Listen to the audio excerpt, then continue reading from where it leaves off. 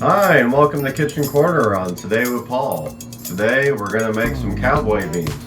I'm sure most of you out there have heard of beanie weenies, or just simply like baked beans, but that's where we're starting from, is the basics, and we're exploding it into this big old hodgepodge of everything.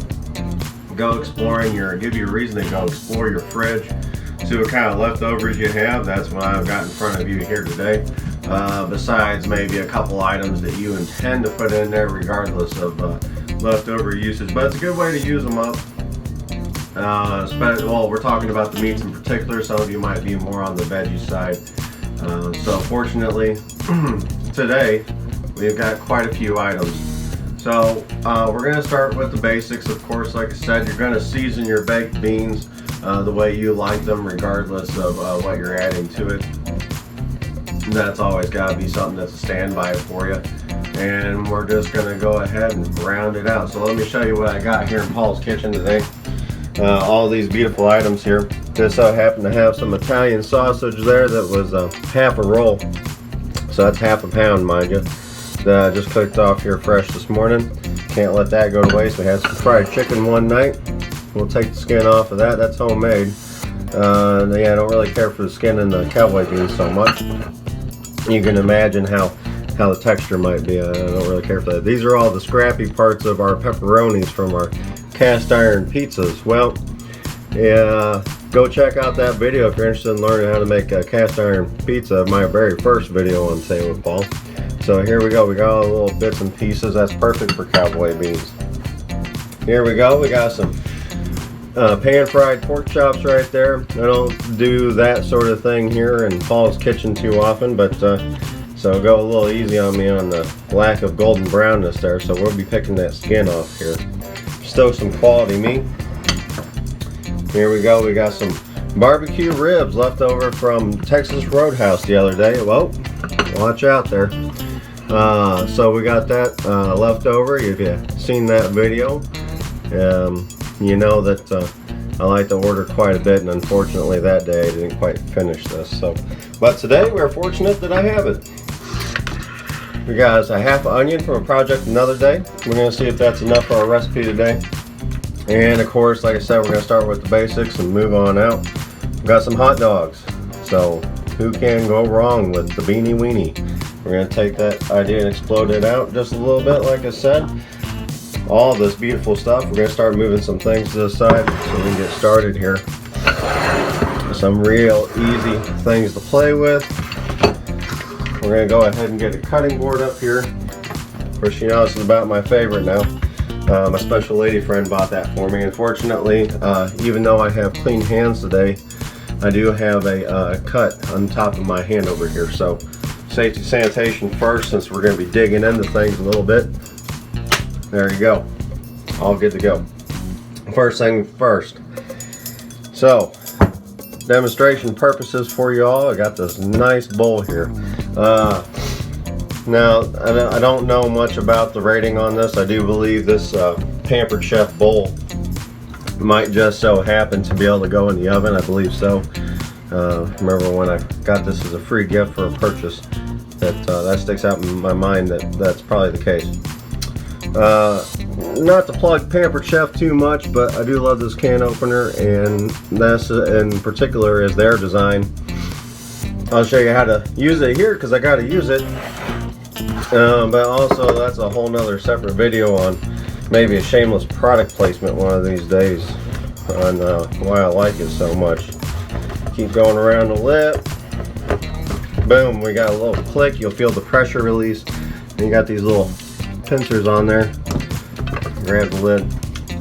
Yeah, the easy to do with that is the reason I really do like it so much. It's not going to cut nothing. It's completely rounded. See there. All right. Enough of that. Set that to the side. Set this to the side. So, like I said, we start with the beans. Work our way out.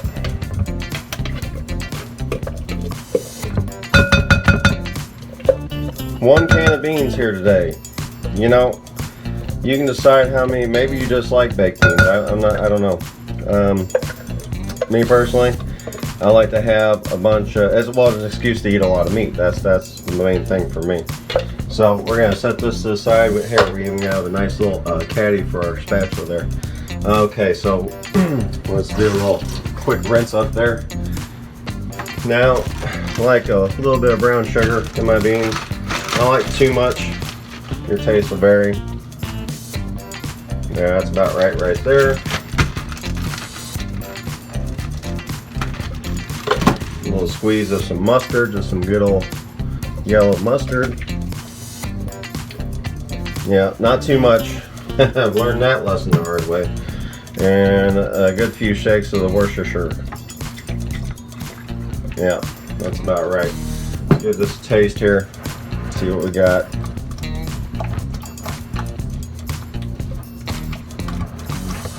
I love how that brown sugar really juices up the beans. All right. Certainly I like the color on it. And whenever I've overdone it with the mustard, you can really tell. Pretty good. I'm gonna leave it right there. No, maybe just a splash more of the Worcestershire. Got just a little bit of backsplash of mustard. I want to tone that down a bit. Learning every day. And when you don't measure out all the time, lesson learned here. You need some adjustment now and again. Alright, that's better. I like that. Alright, so we're going to go with the easy ones first. Italian sausage. Wow, that was very difficult, wasn't it? Pepperoni. Would you look at that? We're just blowing through this. How about we go to the hot dogs next? Because they're right here.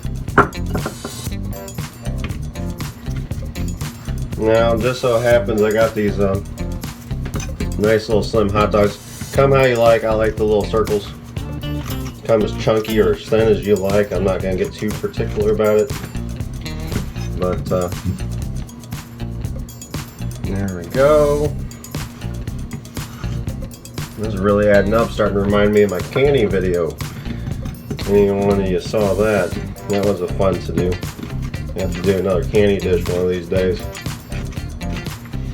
Now, if you're doing this in a Pyrex pan, basically there's two ways about this as far as I'm concerned. If you're doing it in the Pyrex pan,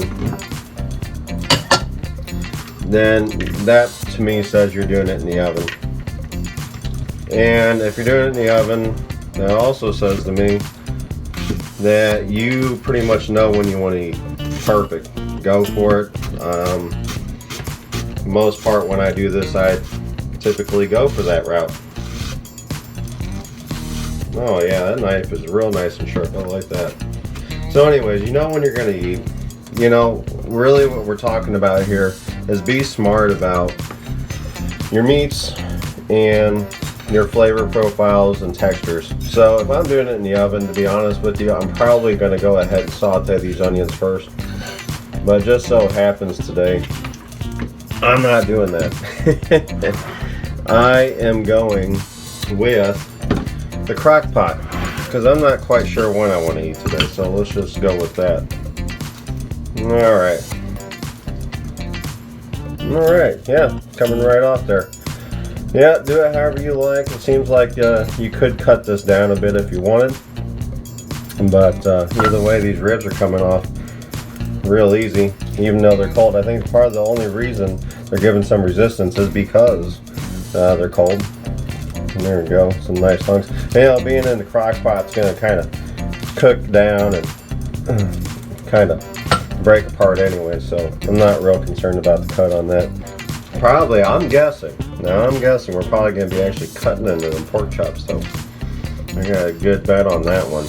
How much you want to bet? Alright, they're almost done with this messy mess, I tell you. You know, the ribs are awesome, I absolutely love them, but you know, aren't they just so messy? Yeah. and so, the great thing is they actually remember to give you the wet naps at the Texas Roadhouse and all that, so you're good to go at the table. You don't even have to go wash up after if you're so inclined. I feel cleaner after doing that, but that's how that one goes. And all right, we're done with our ribs, and that's done. But don't you just love it? Like I said, look at all that fuss and muss. Let's rinse down and wash up here real quick because I just need to feel a little cleaner at the moment.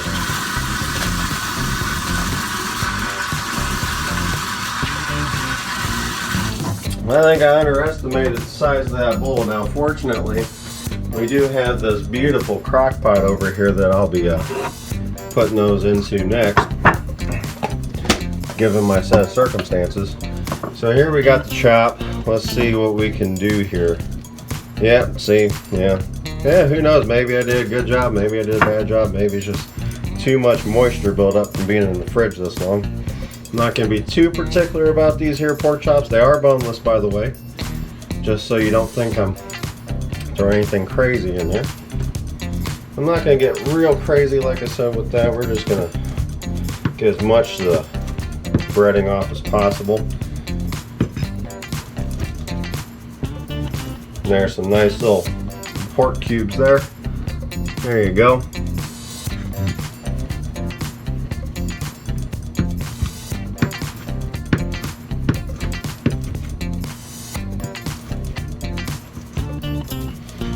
Now I would say, like I said, the two different methods. I say you're in the oven. I'd say give it about maybe a half hour, 40 minutes. Like I said, all you're doing there is just giving it a reheat. At that point, what we're really saying is you want everything to be food safe already anyways. So that way you're just reheating it all together. It's just one nice little baked bean stew, if you will. Deliciousness, all these different flavors, because I don't know. I mean, what did I use in my on my pork chops to flavor them, you know? Of course, that day I knew. But I just go by the seat of my pants on that. Just decide what sounds good for the day. Go sniff your seasons. And a good reminder there to sniff your seasons, by the way, because that's the way you're going to know. And definitely, like my good friend Reggie says, don't hold back. He says, you know, Paul, you hold back on your seasons and you really need to get out there. Get that thing moving and shaking, man. You got to get some flavor in there. Well, he's right. He's absolutely right. And with time, you know, any good cook will eventually develop a palate for the seasons. And maybe you already have a nice natural palate. And that's awesome. Good for you. We all have our strengths and weaknesses, so just keep growing and learning and see where the journey takes you. Yeah, I think I'm just about done with that. Yep, we're done with that. I'm going to give this a nice little chop. Nice greasy chicken thigh. Look at that. Alright. Well, there you have it. There's all of our ingredients in one bowl. Look at the mountain of flavor we're going to have in there. For obvious reasons, as you can see right in front of you, I am not going to give that a stir right now. I think we might have quite a mess on our hands. I might have quite a mess on my hands, rather, if I were to do that, and I don't feel like it. So, here we go. Get rid of the cutting board for now. We've got this. I'm going to go ahead and grab my crock pot here. Nice standard crock pot. We're going to go ahead and dump it in here. Oh yeah, look at that. That's going to be tasty. And like I said, the beauty about this is I can put it on low and slow. And I'm going to be eating whenever I feel like it. Yeah, I'm not dedicated to eating within that 40-minute period, maybe half hour, depending on how long it takes you. I'm going to give it a good stir here.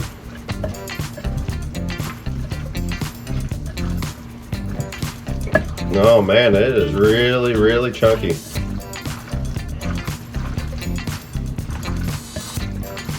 Beautiful though, just the same. And we'll give you a good look here before we pan out.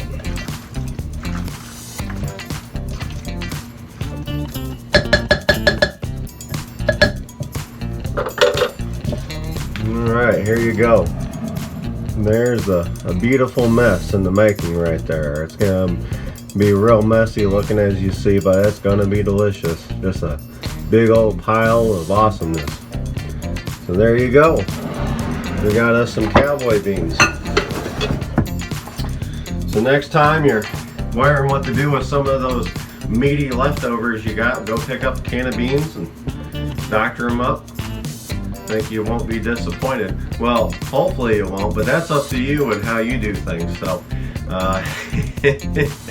I know I'm gonna be happy today because I know how that tastes. It tastes pretty good, all those different flavors mixing together. So anyways, hope you liked this video. Hope we got some good ideas by stopping by here today. Please share, like, and subscribe, and I'll catch you next time.